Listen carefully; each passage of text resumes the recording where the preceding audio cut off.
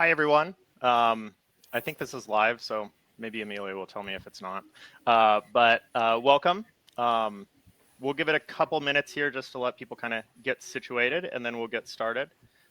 Just as a reminder, this is recorded, so we will send out a recording after. And if you have any questions, please feel free to put them in the chat. And if you're here, say hi. Tell us where you're from, and we'd love to hear from you.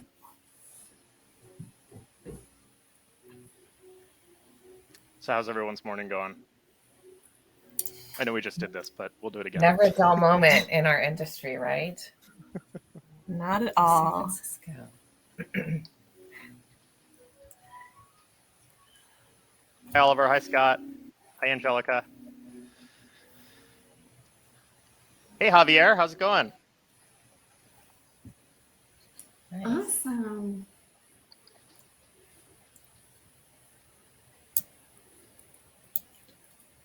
All right. I'll give it till 8:04. It's 2 minutes, and then we'll kind of get started. Let everyone get situated. Oh, Oliver's in Minneapolis. That's my hometown. Oh. Nice. I didn't know you were a Midwestern girl. Oh, yeah. I'm Oh, originally yeah. from Chicago. Are you? Yeah. My second favorite city. Okay. Yeah.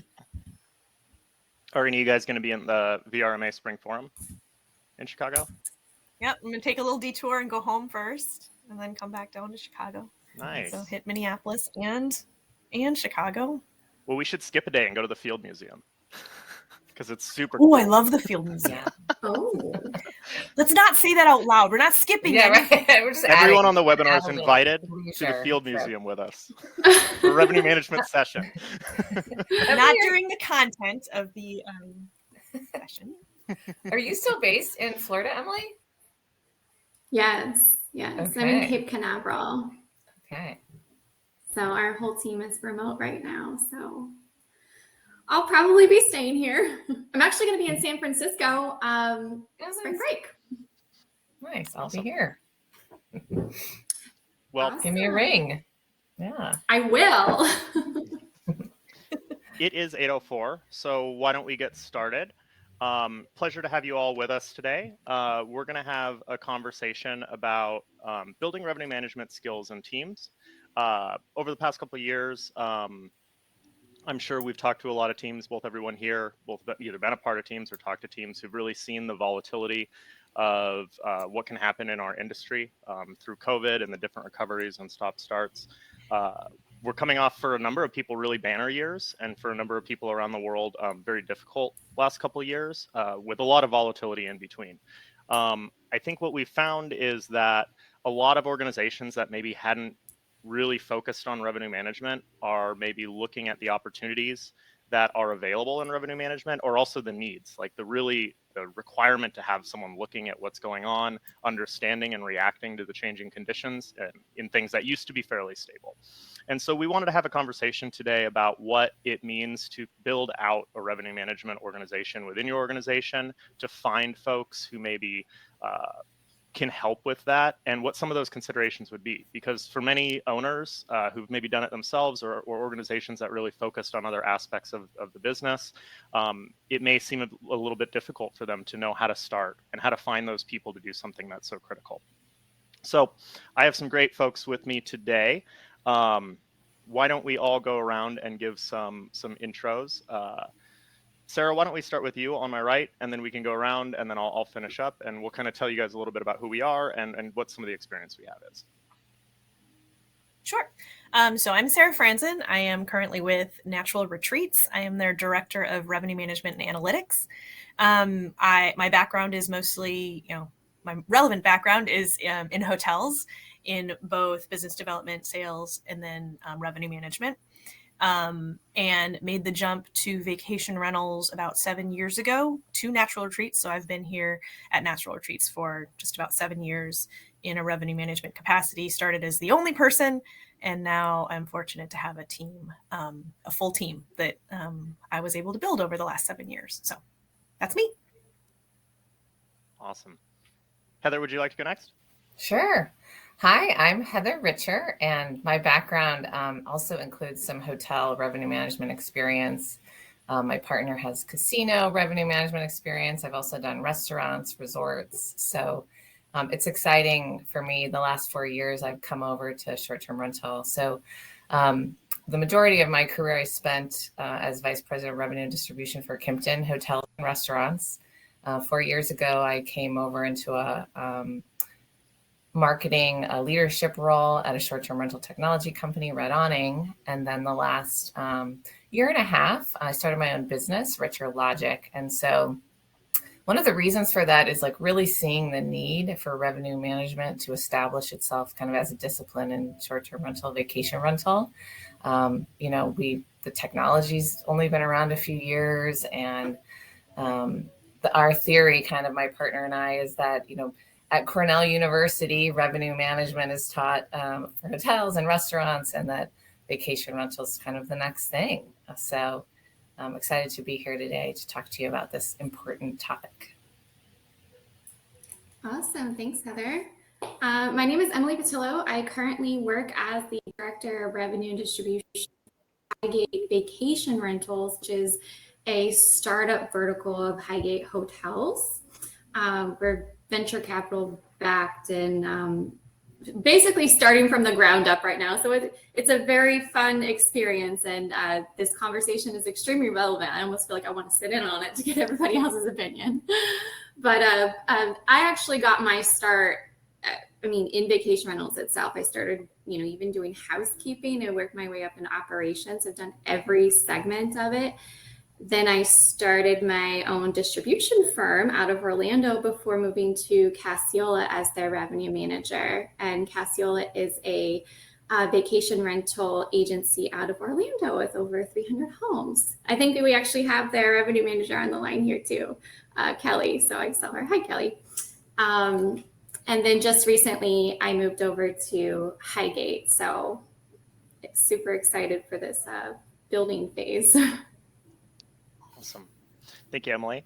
Thanks, everyone. And just so you guys know, my name's John DeRelay. I'm the head of enterprise sales at Wheelhouse. So I've had the opportunity over the last year to really talk with a wide range of folks, revenue managers, revenue directors, owners, operations managers who are really looking at revenue management. It's partly why I've really thought this is an important topic to kind of bring up in our industry. My experience prior to Wheelhouse was as the head of revenue management at a company called Stay Alfred. Stay Alfred unfortunately folded during COVID, but we were a large lease arbitrage urban provider, and I managed a team of 10 data analysts that I had built from the ground up during my time there. So a lot of fun building a new team, a lot of experience kind of in this and trying to figure out these processes where a lot of people just think about the data, but a lot of it is human processes too. And I think that's kind of what we want to dig into today. So let's go ahead and get started. I've got a little outline that I'll leave up on the screen. We'll probably deviate from it immediately. So I think we should maybe start with the first kind of question, which is, why does an organization need revenue management? Or maybe if we want to answer a little bit more, how do you know your revenue management, your organization is ready for a revenue manager or could use a revenue manager? And this can occur at any level of an organization. If you're a small organization or a large organization, how do you know you need to start investing in this? If you've been thinking about it. I can start if you want. That's all right. Well, so you think about different portfolio sizes, right? If you have 20 units versus thousands of units, and at any level, you really should be practicing revenue management. And so having the technology, is certainly important, but then what you do with that, right? Some type of human oversight to monitor what's going on, make sure the system's configured properly, and you're, pulling the levers. So I guess maybe just to answer the first one, I don't think it matters how big your portfolio is or how complex. It is a critical part of optimizing revenue and realizing your full potential. And I think a lot of people do it without even knowing it too, right? You don't even realize you're thinking about revenue management when you are thinking about revenue management. So to your point, Heather, about, even if you have a small portfolio, somebody's thinking about revenue management, even if it's not if they're not calling it revenue management. You know, you're looking Yeah, at your numbers. Yeah. So, you know, somebody is already thinking about it. So, you know, I'm probably pretty biased. Like make it intentional, right? Like, yeah, I think it's important at any stage. Yeah, I 100% agree. And I think that there's a lot of technology pieces that come into play here, and fitting those all together can be a little, it can be a big task. So if you're having to manage that plus your day-to-day operations, things are probably falling through the cracks and you're leaving a lot of money on the table. So determining how complex you currently are operating from a technological standpoint, but also like how much can you handle yourself and really work at the full potential. So if there's money being left on the table, it's probably time to consider having somebody dedicated for it. absolutely. I think a lot of entrepreneurs who get into the business are probably the revenue manager in many cases. I mean, if you're starting a business and you're operating all aspects, you're usually going to be geared towards the money.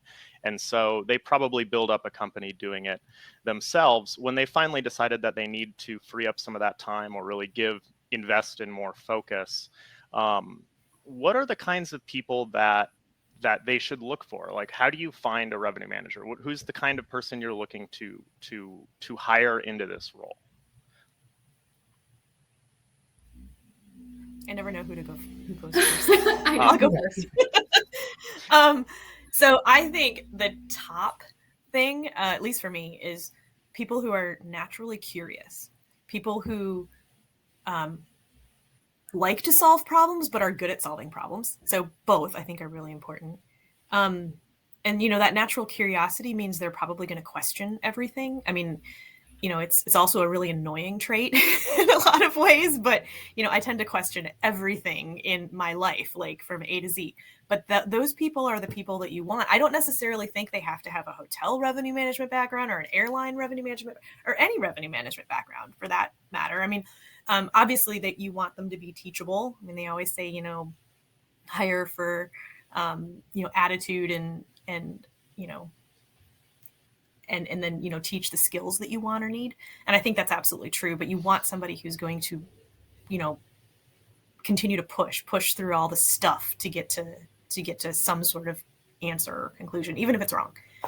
When you think about like natural strengths too, I agree with you, Sarah, like you don't have to have a background, but if really hiring people with natural strengths that include, you know, being analytical, being strategic, and being technical, because someone who's maybe really good at sales or customer service, and if they've grown up in like reservations and they're kind of like moving into revenue management, like really they have the aptitude and the capacity to learn and like want to live in a world of like data, enjoy living in a world of like systems and tech, because that's really where you need a, you know, revenue leader to spend their time. Like more, just, you know, kind of to add more specifically what you might be looking for. Those are both really great points. And I think, John, you made a post on LinkedIn about having people that are naturally artistic because they have this inquisitive mind that really drives that, you know, wanting to find out all of the small details that other people aren't looking at. They're looking at it and saying, oh, it's good enough. But it's our job to not be good enough. We have to be optimized at every point. I think that you need to have somebody with leadership skills too, because so consistently we're having to make points that are against the grain. So you have to have some conviction, because there's a lot of pushback, and especially like even if you as a, you know, talking to people on this call as a CEO, you're going to question those, and you need somebody that's going to come back and say, well, while I appreciate your viewpoint, these are the reasons why I really think that you should consider this. Or, you know, like we were saying before the call started, you know, being able to deliver the bad news too, because that's part of it. And it takes that type of personality as well. Absolutely. There's a lot of really good points there. I used to have a kind of a mentor in the space, and he worked with me, or I worked for him for a while, and he used to refer to revenue managers as geeks who speak. There's this element of articulation that you need. I think a lot of people initially, they're like, I need a data guy. And so they look for like a stereotypical data guy. But you also, that data guy needs to not only have technical skills, but has to be able to think strategically, i.e. creatively, but also has to be able to build a belief about what's going on and articulate it. Because a lot of, I kind of joke with folks, revenue managers never want to be salespeople, but they're secretly salespeople. They're just selling to the executive team. They're selling to the operations team. They're selling internally, and they're making everyone bought into what's going on in the company. And so finding that articulation is really important to be balanced with those technical skills. And I think it's a big piece that people miss. It's like translating the data into action, right? Like you can do all these cool things with the data, but like now how does it actually translate into an insight that's actionable? What do you do? Exactly. Yeah. You put in the chat, revenue managers need to be influencers. And I would 100% agree with you there. What we're doing here today, right? A bunch of revenue managers trying to talk about what it means to be a revenue manager. The interesting point that you made, Heather, about being able to not just work with the data, but be able to make it actionable, I think is interesting, because that same person also used to say something else to me, which is, if you torture the data long enough, you can make it say whatever you want. And if you don't have that conviction and that articulation in your revenue manager, you run the risk of kind of, and I think this is for really strong leaders above a revenue manager, you run the risk of making them tell you what you want to hear all the time. And that's a very dangerous position to be in with a revenue manager. So part of that is going to be the person themselves. You have to find someone who is both has the willingness to speak up and talk about what they think is going to happen, and also kind of fight for it a little bit. But you also have to give them an environment where that they can do that. We had talked about a little bit of freedom to fail or room to fail. And maybe we can talk a little bit about what that means in an environment for both training and finding a revenue manager. So I think that we're going to get into this a little bit later with the org chart, but a lot of us have it's both fortunate and unfortunate that we are able to be large enough that we have separate departments for a lot of the things that we're doing, with revenue management, marketing, sales, all of that. But a lot of the independent operators are wearing multiple hats. So if they're bringing on a revenue manager, that person's going to wear those multiple hats.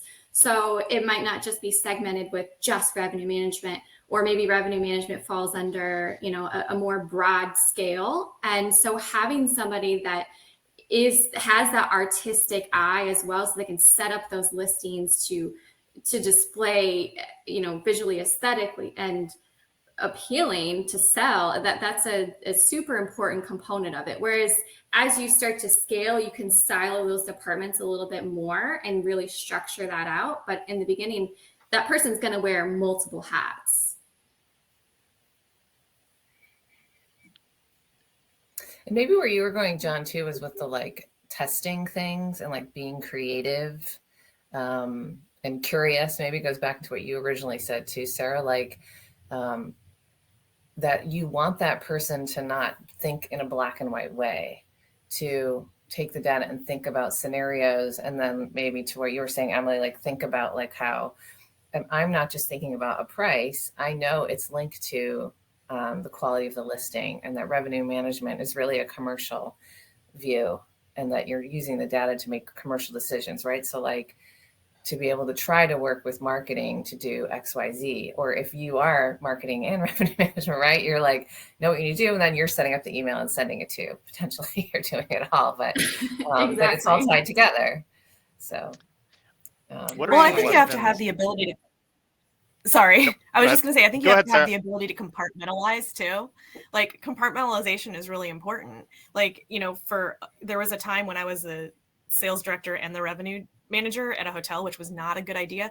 But But you really had to compartmentalize. Like I had to be like, okay, I'm wearing this hat now and I'm wearing this hat. And even now where I have a department and we have a marketing department and we have, you're going toe to toe talking about having to defend or, talk about what you're asserting. You're not just going toe to toe with a CEO necessarily, you're going toe to toe with other departments. So you're having to kind of frame how you're going to talk about things within, how somebody else is going to perceive that potentially. A salesperson is going to take something in very differently than a marketing person, very differently than an ops person. And so getting back to the communication and all of that, I think that's the other thing is you not only have to be really, solid in what you're asserting, but you have to be able to communicate that differently to different people. And then, this is how like messed up I think we all are in a lot of ways in revenue management, is that you have to be able to do all that and be confident and then be able to go, you know what, that wasn't right. So we're going to pivot. And so it's like, that's why our heads are all messed up because we're having to live in this construct of, be confident, be willing to say you're wrong. We've got a question, Sarah. What are the core issues on which a revenue manager goes toe to toe with their colleagues? What do you want to add more? I feel like I'm talking a lot, but when I did wear my sales director hat and my revenue manager hat at the same time, that's why you don't do that, is because there are certain things that someone in the sales department is trying to accomplish and certain things that someone in the revenue department is trying to accomplish. Optimization, sales wants, sales top line. And so, there's a tendency, if you're just using those two departments, to be focusing on different goals. So, if sales are just trying to make the sale, they might, not stick with the price optimization that is really what you need to do. If you're a revenue manager, you're going to be fighting that because they're going to, well, let's just, we can do this price and we can, and everybody will start making excuses to a certain degree. Same thing with marketing. If revenue management isn't participating in the overall marketing strategy, they have to set their strategy, annually too. Revenue management should absolutely be a part of that in determining, hey, what's your spend look like? When are you spending, based on booking windows, based on all sorts of things. So those are things, and in terms of going toe to toe, maybe that's not as accurate for everyone, but oftentimes it is. Like, you really have to say, this is what I believe based on what this data is showing me. It could be wrong, but that's I think there's also sorry. I was going to move on. There's a lot of ambiguity around what it is that we actually do. And so when we're presenting ideas, we also have to present it in conjunction with why it matters. So for instance, operations, they'd be like, why would we do that? Or branding, like, why don't we want to include this already? Well, maybe that's going to be on our ancillary revenue. And that's why, if I can present you with a dollar figure of why this makes a difference, it supports my case. Whereas if they don't know, they don't know why it's important. So for instance, are we going to, does branding and marketing want to include early check-ins, late checkouts, because that's the brand strategy? Okay, well, what if that hurts our ancillary revenue? We need to have a conversation and go that route. Whereas like maybe operations, like, gosh, no, we can't even execute that. But when we explain to them, okay, well, we can, I know it's a big lift, but this is the payout that we're going to have. Those are, daily things that I don't want to say like going toe to toe, but it's really just communicating what your goal is instead of just saying, hey, we're going to do this and that's it. And then the whole department's like, do you realize what kind of lift that is for us? Well, then it could lead to alignment of an incentive too, right? It's like, here's the value of this. And if we can operationally pull it off, maybe everyone should partake in some type of incentive around it. Absolutely. Also. And then you really have alignment. Yeah. Yeah. I have a good example of, I worked with a team and I had different strengths in the team, but I encouraged them to communicate with all the other teams. And a lot of the time when, particularly the sales team, was when we went toe to toe with the other ones. There were other issues, but The sales team was often one because they're looking at top line and they're individually incentivized. They're like not just incentivized, their jobs might be on the line on their individual performance, whereas we're really looking at a broader performance. And so there's a tendency, I think, for people when you get into these kind of toe-to-toe environments to create that animosity. And so what I would ask my salespeople to, or my revenue managers to do is when they started getting into a point where it's like, gee, they just want to do this and don't they understand what we're doing? And it's like, well, they probably don't. So first of all, why don't you tell me why they think this is right? You know, develop that empathy, develop that diplomatic, and then start talking about how can we find a solution where we can work with them to help them understand so that we're working together on it instead of working against each other. Because it's easy for us to just say no, and then now we have a sales team who doesn't want to work with revenue, and that's causing problems organization-wide. Or we can figure out another way. So a good example of this is the way we ended up working with our sales team is I actually asked, our revenue managers came up with the idea to, why don't we teach them about the seasonality so we can talk to them about the pricing and why we're making pricing decisions and help them focus their energy differently so they're not bringing in business during a time when we can't change the rate. And that ended up being very helpful. And we ended up switching that relationship. And it became more of a periodic thing. So sometimes you build processes out of this to be able to work with these other departments that maybe you were going toe-to-toe with. The maybe last slide, another comment from the folks on the line. Revenue managers now sit on executive committees in hotels. And I just want to add to that because like I spent so much of my career in the hotels and like saw this evolution, and I'll never forget. And so I say this because this is where revenue management is headed. I think it will be faster in short-term rental, and this discipline will elevate quickly, like for our industry, and people will recognize like the importance of it, right? And I think we're getting there. You see it every day. But I'll never forget sitting in an owners meeting in the hotel world with like, you know, bunch of like owners that are kind of like top REITs in the industry, and they're like, actually revenue management is the most important department in the hotel. I was like, did anyone record that? And what's happened in the hotels too is like revenue management is actually becoming the position that is the commercial leader because it has to start there. So that's my like prediction, is that this is going to be like even faster in our space than how fast it moved in hotel. So anyway, I 100% agree with you, Heather. That's how we're structured at Highgate. Revenue is the top line, and then all of the other departments are under that umbrella. Yeah. So when I moved into this role, I was surprised you're also responsible for all of this. So it was it's both good and bad, but I think that it gives you a more holistic perspective and how all of the moving parts come together, and you're not so siloed anymore by saying, oh, we have to do this because of this. And, you know, it helps everything work together in a more well-oiled machine, structuring it that way. Yeah. So we've talked about a lot of traits for finding this revenue manager. I'm just going to recap some. Curious, teachable, strategic, analytical, leadership, potentially creative, diplomatic. That's a lot of traits to look for in a person that you're going to be interviewing for, or that you're just looking for. And you may not even, you know, we haven't talked about it yet. Maybe we'll come to it when we talk about the org chart. There's different levels of kind of revenue professionals you can hire in your organization. But before we move on from like looking for this revenue manager, what are some questions that maybe you've asked in an interview, or how do you identify some of these traits, both in a resume and an interview? How are you, when you're looking for all of these traits, how do you do that when you're talking to people? I love assess. So, go ahead. Yeah. Sorry, Heather. There must be a delay, and I feel bad. I feel like I'm like.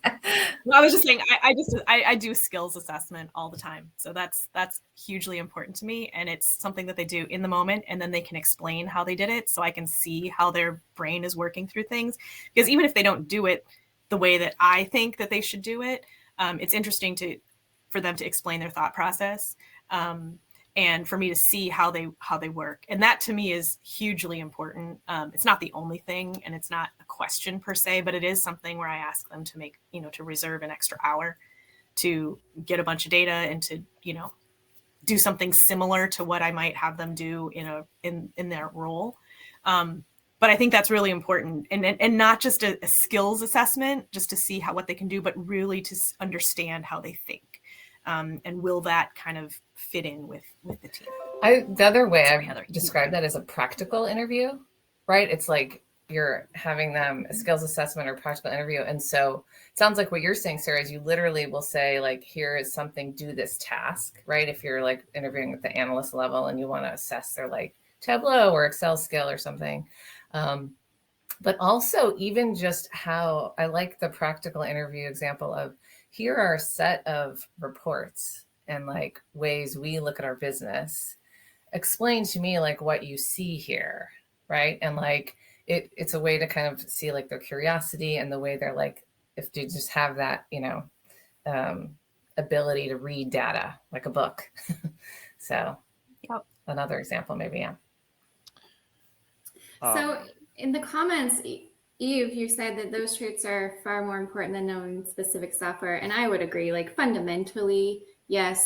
There's also the practical obstacle of a lot of software components being super complex and the stand up to learn all of that. So I recently had a conversation with somebody else in our organization about how to structure and like, where do you find somebody like that? We want them to have some experience, but we also want them to have certain traits. So how do we balance between what you already have? Because there's not a lot of dedicated revenue managers out there, right? Like it's very hard to find somebody specifically in the vacation rental that already does this, that already has tons of experience. But what we do have are reservationists. We have people that are already used to working with a lot of the technology that's in our industry, and those types of people that can decipher through that mass amount of information that already know, okay, well, I need to do this on Expedia, I need to do this on Airbnb, I need to know that these are the rules for this OTA, so this is how I'm going to treat that. They already have that. So those types of people, I think, would be very good in being able to train and move an upward career path into revenue. And I think we can recruit from hospitality schools. Though there aren't specific programs necessarily, there's definitely people coming up and graduating that would be great to like pull into our industry. Right. When I was with Stay Alfred, I almost always hired people out of college just because at the time, and still, there weren't really many dedicated vacation rental revenue managers. There were hotel revenue managers, but the space is different enough where you still have to do quite a bit of training. I think more and more hotel revenue managers are moving into our space as the technology has gotten better over the last 5 years, particularly. But what we looked for, because we weren't expecting to find the skills, we expected to train the skills, particularly the technical skills. We needed to know that they could use a computer. So usually we did some tests around just computer literacy because we didn't have the capability to train that in terms of the time we had. But there was kind of two things that I really thought were the most important. Early on in an interview, I would ask questions. I was really interested in hearing about what they were interested in personally, not work. And the tendency in an interview is to talk about like why you were so excited for this job and what you're going to do and how you're so interested in, making more money for a home in Miami or something. And that was not as interesting to me as like really getting them to talk about something they were personally interested in. Because from that, I was gleaning that sense of curiosity, that sense of wonder. When they talk about like, yeah, when I get home, like I've been reading all these philosophy books, or I've been working on these photography, or I've been doing this. And it's like, tell me more about that. Because you get an insight into the kind of person they are, the kind of maybe obsessiveness that they might get into about something they're interested in. And so if they also demonstrate that they're interested in doing this and why they're interested, you can kind of translate that this person is going to stick with these problems. The second one is, like you guys said, that practical test is really, really helpful to have. And now I think what's a little different between us and like an engineering team's practical test, where they're really looking that you know the technical stuff. Sarah said it. It's the different but not necessarily wrong. I would give them a data set, and ask them to develop a presentation about the data set and then talk us through the presentation and why they came to those conclusions and how they manipulated the data, and to send us the data they manipulated. And I didn't have this. It was always hard for our HR team because they were like, so how do you score this? Like if they don't get ADR right, it's like, no, I don't really care if they don't know the terminology of the industry. I just need to understand how they approached it. And so there is a level of subjectivity to that practical exam that I think is maybe different than what people consider. And you're going to have to like go toe to toe with your HR and say, I'm not giving you a rubric based on the words that they knew correctly. The other thing to consider too that I do with any interviewee is I give them a personality assessment as well, because they're fitting into a really intimate team. We have a very close team, and I think it's important. Obviously, that's not the end all be all for anything, but to understand the kind of person that would be working with your group on a very close basis, I think is really important. You tend to, there's the old adage about, hire people who are smarter than you. But I also think it's more than that. It's like hire people who are complements of you and your entire team. Some people may have strengths here and other people have strengths here, and you really want to make sure that you're diversifying your portfolio, so to speak. So I think that the personality assessment oftentimes is, if not, it's interesting at the very least, and it's important to me when I bring someone new onto my team that I feel like they're going to fit. Absolutely. So once we've hired maybe the revenue manager or decided to hire and are kind of planning that, I think the next big hurdle for folks, particularly organizations that don't have a revenue structure, is how do you train this person? How do you bring them up to speed? And there's going to come from a lot of different environments here. We have teams that have a structured team, and you kind of know how you're going to fit them in, and they're going to complement others of the team. I think we also want to speak to those people who are maybe a CEO or a general manager who's hiring their first revenue professional, and what are some of the pitfalls that come with this, and how do we bring them up to speed? We actually run into this a lot. I know I maybe didn't say much about Richer Logic in our company, but this is one of the main things we do is come in to provide this strategic training and revenue management fundamentals. And we actually are seeing it quite a bit. I love when there's an opportunity in an organization to promote from within, and they recognize this person has maybe the ability, but doesn't have the background, and so we can come in and help them continue to improve and get their skill, and they end up building this in-house talent. But certainly there's also a cost to that, right? So at some point you may be able to hire someone dedicated, or in some cases we're training someone who still wears another hat. Or it's a really small organization, right? And they don't have anyone yet. And so we, fill that gap when the resource isn't there at all. But along the way, it's still great to train the CEO and help, other leadership members of the team still learn revenue management. And then they're growing their business, and then they're ready to bring someone on, right? So there's these levels of how big do you need to be to have a dedicated person. So yeah, all through all of the levels, there's an opportunity for sure. That concept of training the CEO is an interesting aspect as well, right? I think revenue management, even though we think about it as an analytical field, is surprisingly intuitive also, right? That's kind of where that strategic thinking, that conviction comes from, is you have to convert analytical knowledge into intuitive action, right? So that you can act on it. And I've noticed talking to some organizations, particularly organizations hiring their first revenue manager, that sometimes there's this gap between, okay, I found the guy, now here, you just need to figure it out. But there's a lot of heuristic knowledge and experience that goes into this decision making.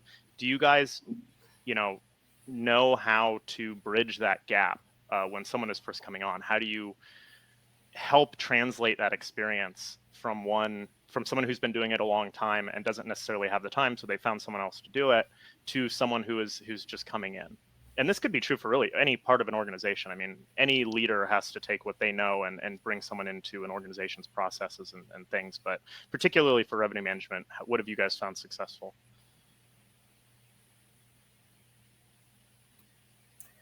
Well, I guess the idea that anyone new, even if you have revenue management background, like Emily's probably going through this right now, right? You're learning new markets, or you're learning about the new way the company works and stuff. But ultimately, I would say you're an example of you're going and knowing at least what questions to ask. So you I know I need to figure out these things, so I'm just asking all the questions to get there. So maybe, John, to your point, if you bring someone in who doesn't know the questions to ask, right? You're helping them do it. Because when we come in, we don't know either, right? If it's a new market to us, or like, simple things like, oh, does this organization allow one night stays? Are there regulatory requirements that you need to know, right? So you help bridge that gap between, like, we're learning along the way too, when we come in, helping the person ask all the right questions. So I think there's this way you get there, way you learn. And it is like, it takes some time, right, to pass on all that knowledge, all those kind of little details about how the organization and the market operate. And I think that it's when we go into this role where we are wearing multiple hats, and that happens all too frequently, when we find out what's working and what's not working, we need to actually take the time to write it down or document or do SOPs and write things along the way. Because when you do want to bring somebody else, you can't, it's just like, you just want to take like a piece of your brain out and say, here you go, now you figure it out. But then you have to really deconstruct everything and figure out, well, how did I get there in the first place? How do I train somebody that actually worked? How do I know it worked? And I mean, I'm going through that right now, going from a company that was a little bit more post-scale to now essentially being in a startup where I'm getting really basic questions that I haven't had in a very long time. And so I'm like, how did I structure the email drip? I don't even know. So I think that writing those SOPs, even though like we get so bogged down in our day-to-day life, especially if we've got someone on the call that's like the head or the operations manager or CEO, you're just trying to like get by, right? But it's really important to take the time to create that structure so you can train the next person. It's not the fun, sexy thing to do, but it will save you so much time in the long run.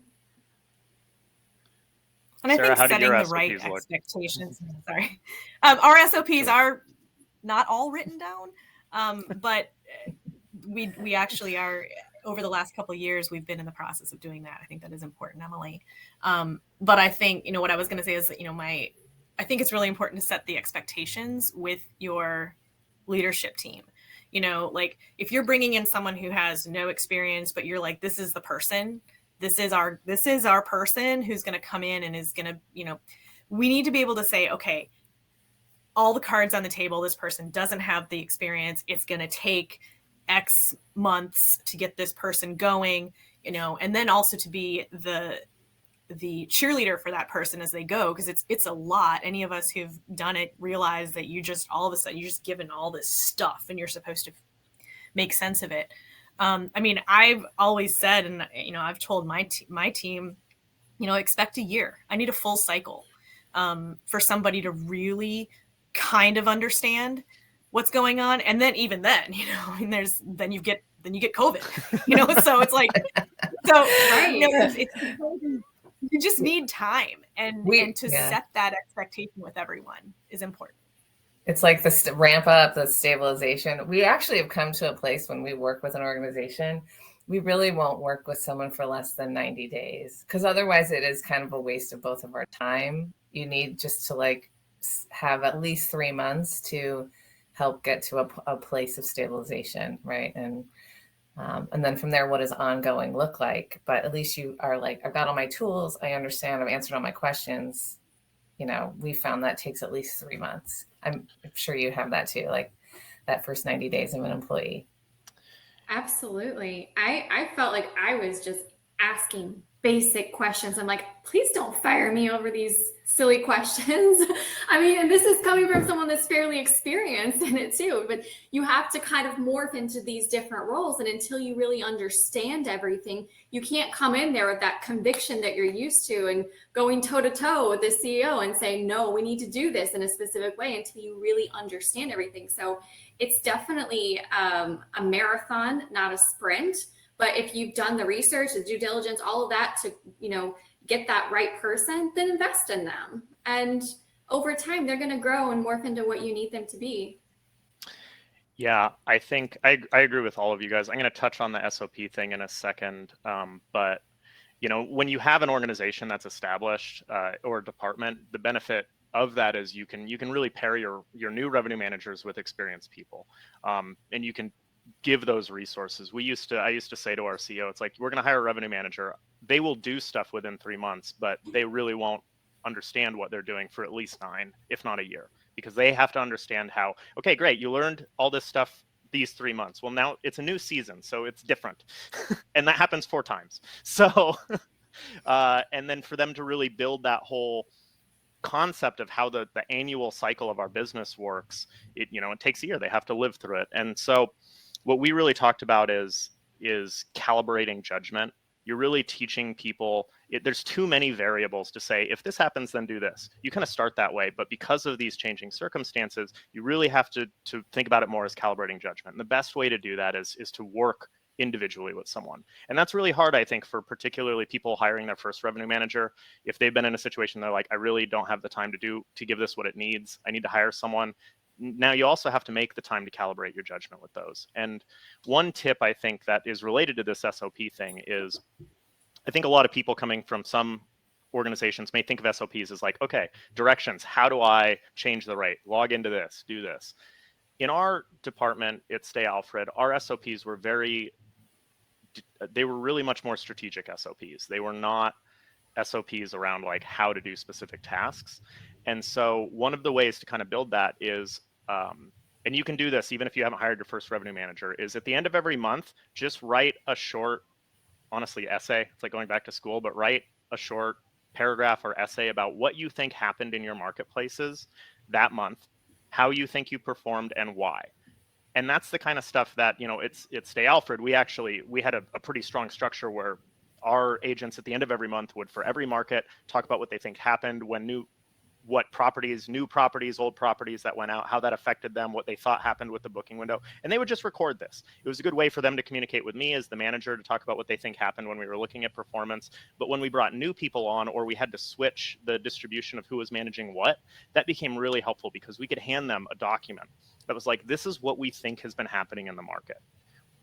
Like Sarah says, we may be wrong and we may decide we were wrong later, but it at least helps give someone some grounding. So when they're looking at data, they have a little bit of a framework about how to approach it or how the company has thought about it in the past. Another way, the term SOP, another way I've documented those in my past is using the term core practices. So the idea that it's not about like, this is like the thing you click on and this is the thing you do next. It's like kind of what you're saying, Jen, like a little more written around like, this is the core practices and philosophy. And then there can be some certainly step-by-step or whatever. But if you think of terms in like core practices, it helps maybe with the approach you take to documenting. Absolutely. So Oliver asked us a good question. I want to come to that after one question I think that's related to this, which is how do revenue managers fit into your org chart? As you're growing your business or establishing it, we've talked a little bit about it earlier, but how does revenue management fit in the org chart? How do you develop that part of the organization as part of your organization?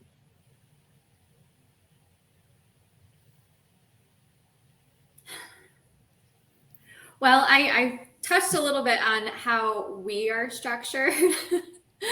And I personally, even though it's a heavy lift when you're onboarding, I like that structure because we already have to have a pulse on everything that's happening, right? But when revenue is structured kind of at the top, you have a right to have that information. You don't have to beg for it. And so it's easy to find, even though you're responsible for all of it. You're responsible for the marketing, the sales, structuring your CRM, like all of those things. But you always know what's going on. So when you make one decision, you know exactly how it's affecting the other decision. But not all companies structure it like that. They might want to have more, uniquely specialized people that are running these individual departments. And then I think like Sarah, I've talked to you a couple of times about how you structure yours, and you have very well-structured meetings, and the communication between those departments is top notch, and you have your flow and how it goes. And so there's more than one way to skin a cat, but that's my point. There's more than one way to do it. Yeah, so we took, me coming from hotels, I took kind of the page out of the playbook there, which was, this regular revenue meeting with the different players.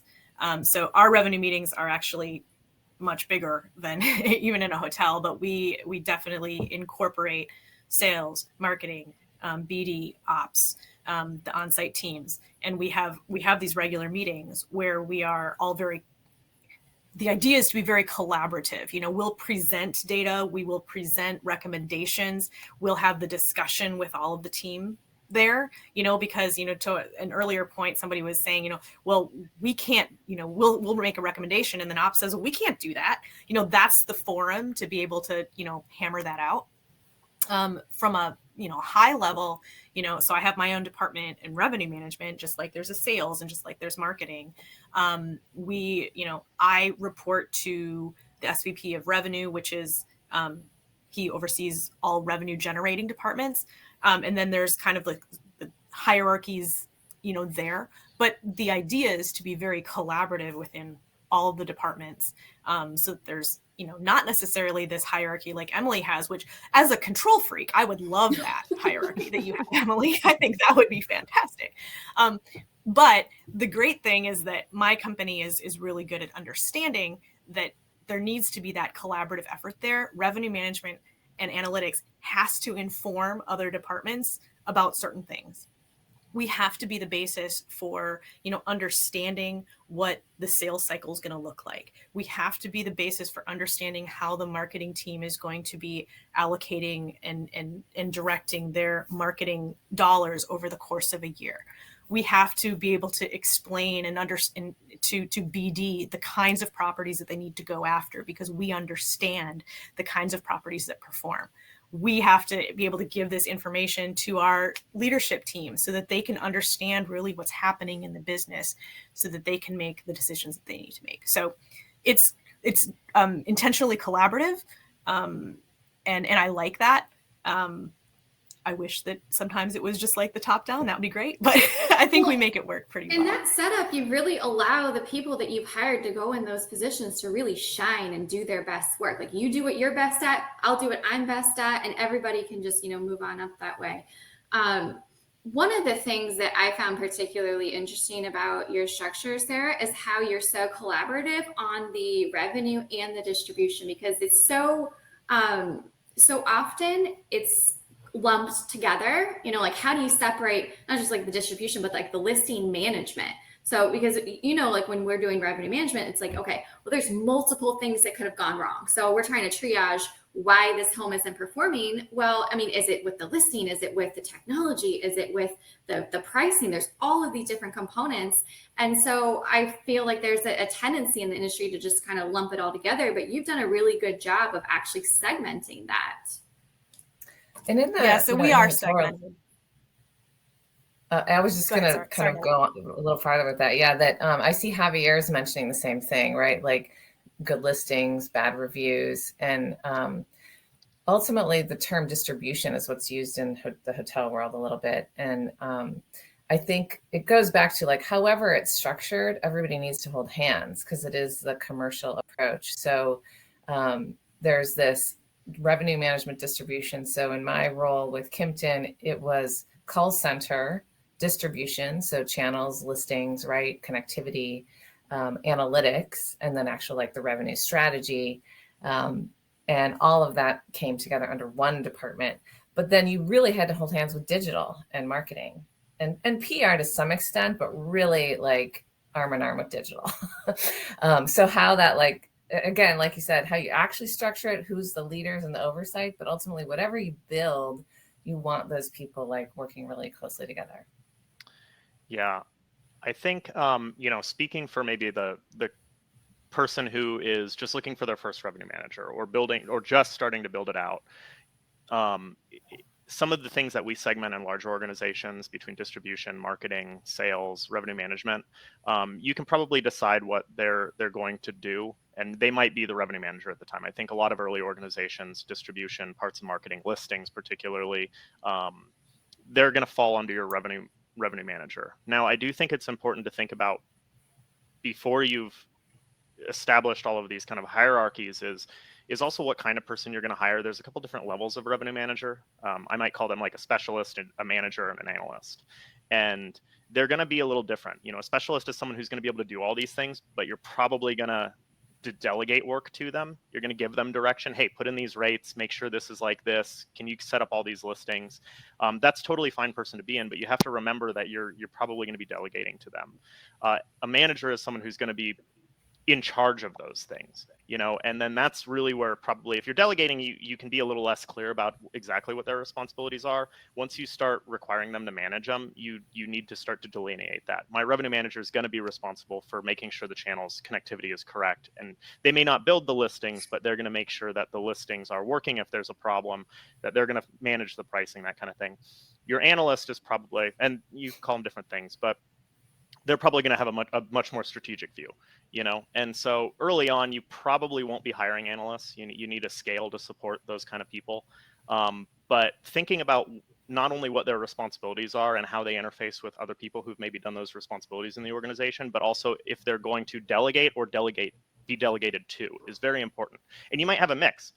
You may delegate to them certain aspects of distribution, but require them to be in charge of other aspects of revenue.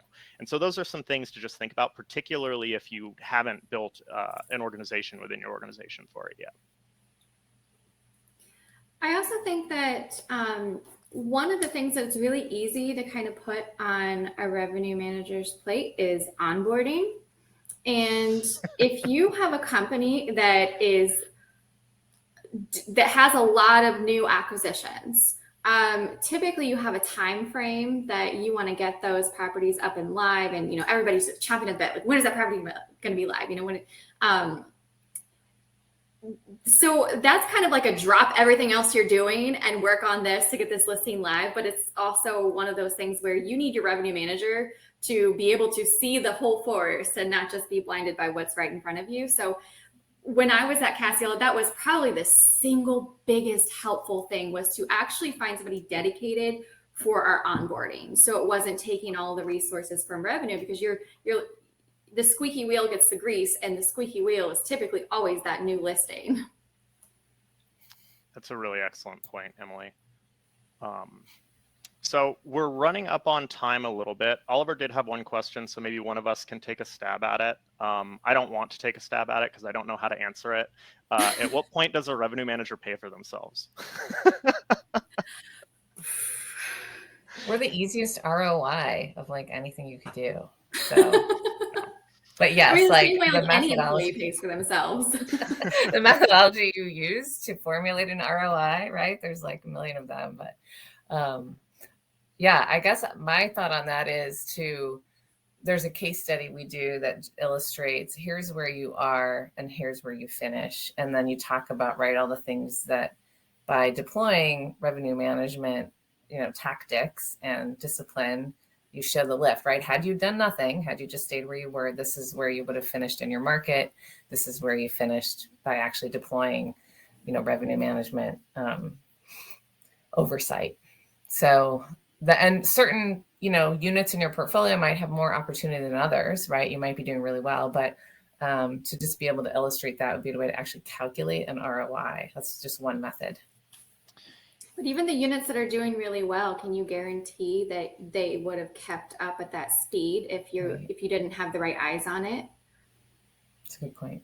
I mean, it all comes back to the piece of the pie, right? So we talk about like the index, and that's something that we can now measure with certain tools out there. Are you getting your share? That's a significant component. But to Emily's first point, like, how often do we ask people to justify like another position in the company? Like, it's always the revenue manager, right? Like, when did they pay for themselves? Like, well, what about this guy over here? Like, when does he pay for But we have the added benefit of actually like bringing in revenue too, not just being a cost. Right. The short answer is it's very hard and probably only evident in hindsight. And there's a certain level of trust because you never really know if what you did worked or if some other situation changed. I mean, that's what makes judging revenue management performance so difficult, even in established organizations. But there's a big element of trust that is developed by an effective revenue manager. I mean, that's kind of what they're selling is trust and communication within the organization. And I think at the end of the day, the leadership team kind of knows if they think their revenue manager is doing a good job or not.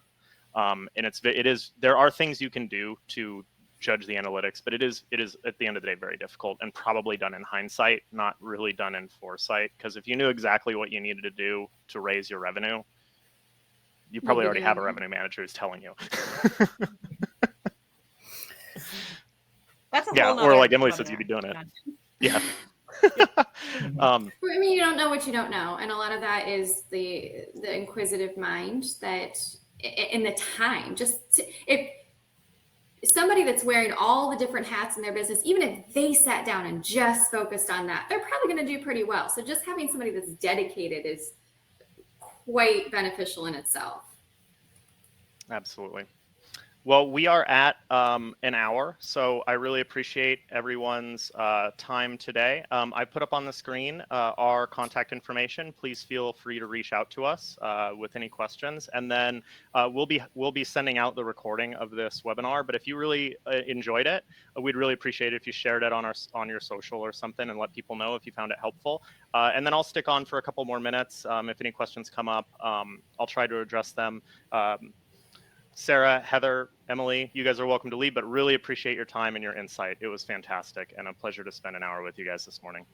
As always, you guys are the best. Thanks, John. Good to see you guys. Good to see you. Everybody. I have to hop. Bye. Bye. I don't actually know how to leave, so I guess I'll I was thinking that too. I was like, Just close the window. I gotta know how to leave. But I'll stay if you'd like. But I'm here all day. I'll close it here in a minute. Let me see. Angelica, let me see what your question says. Any advice that helped make the transition? So if you're still here, Angelica, but you'll get the recording, I think one of the advice I'd have moving from the hotel world, from the short-term rental world, is just prepare yourself for an understanding that the data situation is going to be much different. One, all the individual units are not able to be commoditized, so there's a lot of variation, and we're not quite at the same level of maturity in terms of data as everybody else is. And so feel free to reach out to me on my email. I'd be happy to have this conversation with you. Yeah. Awesome, guys. I'm going to close this. Thank you for your time. Have a good one. Oh, I don't know how to close it either. Oh, here we go.